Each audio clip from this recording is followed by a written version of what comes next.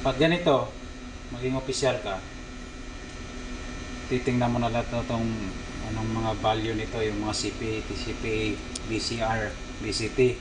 Sir. Yung basic niya, yung CPA mo, for example lang, itong CPA mo mas mababa, 0.8. Tapos, yung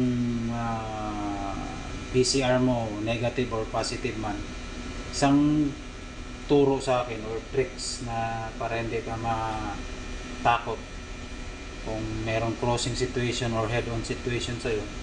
Ito ang gagawin mo. Tingnan mo yung CPA. Yes, sir. Time of CPA, 26 minutes for example. Tapos, isi-set mo dito sa vector mo na yung value. Malapit, sir. Malapit, round off mo, 30 minutes, 26 or 20 minutes. Basta mga ganun style na. Tapos, bigla mo yung vector mo, gawin mong relative. Okay. Pag relative, yun. Makikita mo na na saan mo na yung kaibahan ng relative pati ng true True motion. Apo. Yung true bearing naman, tingnan mo. Parang mako-confuse ka, sir. Mako-confuse ka pa. Oo. Kung i-adapt mo yung relative style ng full reg or ng vector, yun, makikita mo ngayon. Saan ang kaibahan? Hindi nakalagay sa color rig yan, sir. Wala yan. More on mga experienced tao yung nagtuturo niyan.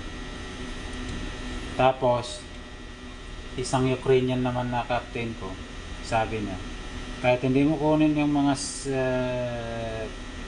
anong tawag nito, lahat ng mga CPA niya, mga pandyan, pindutin mo lang, sabi niya. Para Left click lang yan, sir.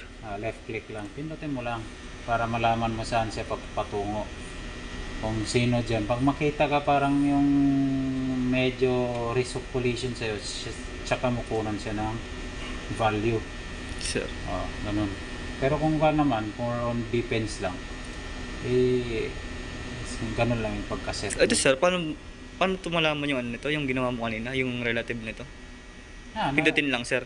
Saan? Ito, sir. Kung gusto mo na makita ang relative nito? Yung ibang kahit walang kanya, kahit walang value. Pag once pinindot mo yung relative. Okay.